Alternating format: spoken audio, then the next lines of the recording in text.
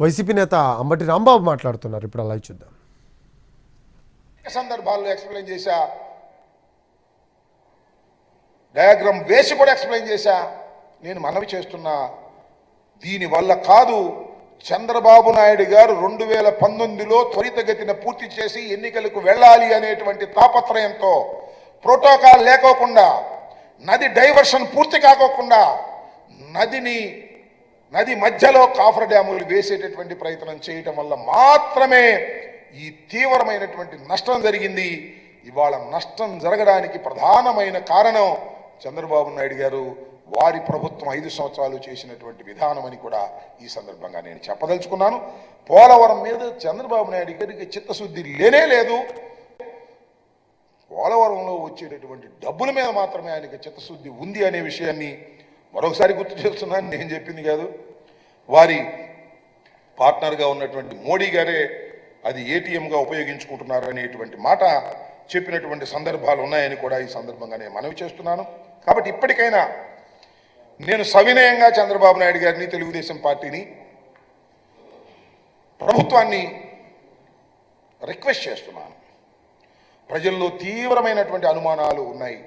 దానికి కారణం మీరే, ఎవరు కాదు. మీరే ఒక లెటర్ రాసి ఆహ్వానింపజేసుకొని మీరే వెళ్ళడం, మీరే మాట్లాడడం, మీరు మాట్లాడిన తర్వాత ఏమో వారు మాట్లాడక ముందే చాలా లీకులు ఇవ్వడం, ఇందాక నేను చెప్పినటువంటి అనేక అనుమానాలు తెలుగు రాష్ట్ర ప్రజల్లో, ముఖ్యంగా ఆంధ్రప్రదేశ్లో ప్రజల్లో తీవ్రమైన నష్టాన్ని చేసేటటువంటి డిమాండ్స్ వారు పెట్టారని, మీరు కొన్ని డిమాండ్స్ను అంగీకరించారనేటువంటి మాటలు పత్రికల్లో వస్తున్నాయి. దీనికి క్లారిఫికేషన్ ఇచ్చుకోవడం మీకు మంచిదని మనవి చేస్తున్నాం. మాకు కాదు, మీకు మంచిది.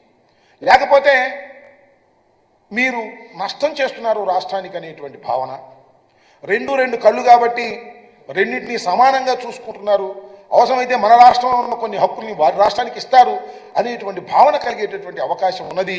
కాబట్టి సత్వరమే మీరు సమాధానం చెప్పండి. మీరు సమాధానం చెప్పకపోతే ఎవరు అనుకోవాల్సింది వాళ్ళు అనుకుంటారు. అది తీవ్రంగా మీకే నష్టం ఈ ప్రభుత్వానికి జరుగుతుంది, రాష్ట్రానికి జరుగుతుందని కూడా ఈ సందర్భంగా నేను చెప్పదలుచుకున్నాను. కమిటీ వేశారు. అదేదో పూర్వం ఏదో సినిమా మన టీవీల్లో వచ్చేది ఋతురాగాలని సీరియల్, ఇన్ని సంవత్సరాలు నడిచింది, అన్ని సంవత్సరాలు నడిచింది. ఈ కమిటీలు కూడా అన్ని సంవత్సరాలు నడుస్తుంది. నేను ఒక మాట చెప్తా. ఆల్రెడీ జగన్మోహన్ రెడ్డి గారు మాట్లాడటం, కేంద్రంతో సిఎస్లతో మీటింగ్ వేయటం, బేడీతో ఒక కమిటీని వేయటం, కొంతవరకు ముందుకు వెళ్ళినాయి. మళ్ళీ వెనకొచ్చారు. మళ్ళీ రేవంత్ రెడ్డి, చంద్రబాబు నాయుడు గారు కూర్చొని మాట్లాడుకోవడం, ఏం జరిగింది ఎవరికి చెప్పకుండా పారిపోయి రావడం. This is not at all correct. ప్రజాస్వామ్యంలో ఇది కరెక్ట్ కాదు. ఒక ముఖ్యమంత్రిగా మీరు చేస్తున్నది కూడా కరెక్ట్ కాదు అనే విషయాన్ని దయచేసి అర్థం చేసుకోండి. నేను మనవి చేస్తున్నా, ఎమ్మటే క్లారిఫికేషన్ ఇవ్వడం మీకు మంచిది, ప్రజలకు మంచిది. లేదు మా ఇష్టం, మాకు సాగుతుంది, మేము చెప్పాల్సిన అవసరం లేదు, అవసరమైతే తిరుపతి గుడిలో కూడా ఇచ్చేసేస్తాం, దైవాన్ని కూడా ఇచ్చేస్తాం, లేదా తీర ప్రాంతంలో కూడా ఇస్తాం, మాకు రెండు కళ్ళు, మా రెండు సమానమే, మా తెలుగుదేశం పార్టీ కూడా అక్కడ ఉంది కాబట్టి రాబోయే కాలంలో తెలుగుదేశం బాగా పెరగాలంటే మనం కొంత ఇస్తామంటే ఉపయోగం జరిగిద్దని పిచ్చి ఆలోచనలు చేశారా? ఎక్కడ పోతారు. అది ఆలోచించుకోమని ఈ సందర్భంగా నేను చెప్పదలుచుకున్నాను.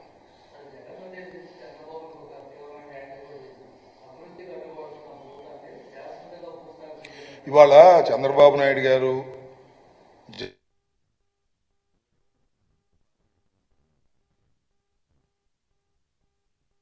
గారి మీద వ్యతిక్త హననాన్ని చేసేటటువంటి ప్రయత్నం చేస్తున్నారు. అంటే కారణం ఏంటంటే జగన్మోహన్ రెడ్డి గారు మళ్ళా విజృంభిస్తారు, ఆయనకి ప్రజాదరణ బాగుంది అనేటువంటి ఒక భయంతో చేస్తున్నటువంటి ఈ ఆరోపణలు తప్ప దానిలో నిజాలు లేవు. మేము ఓడిపోయి ఉన్నాం, ఆయన గెలిచున్నాడు కాబట్టి ఏయో చెప్తాడు. ఆయన చెప్పే మాటలన్నీ పెద్దగా పట్టించుకోవాల్సిన అవసరం లేదు.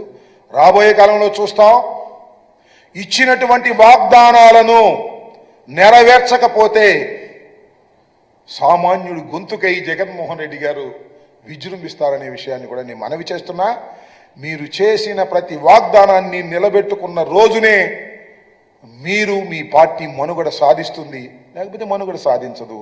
ఇది వాస్తవ రూపం, ఇది రాబోయే కాలం అని చెప్తున్నా.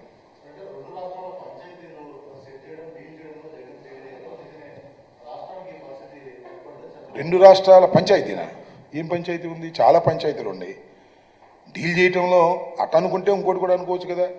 చంద్రబాబు నాయుడు గారు 5 సంవత్సరాల్లో డీల్ చేయడంలో ఫెయిల్ అయితేనే కదా మళ్ళీ జగన్మోహన్ రెడ్డి గారి దగ్గరికి వచ్చింది.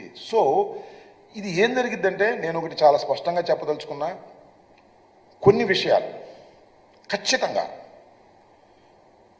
చాలా సీనియర్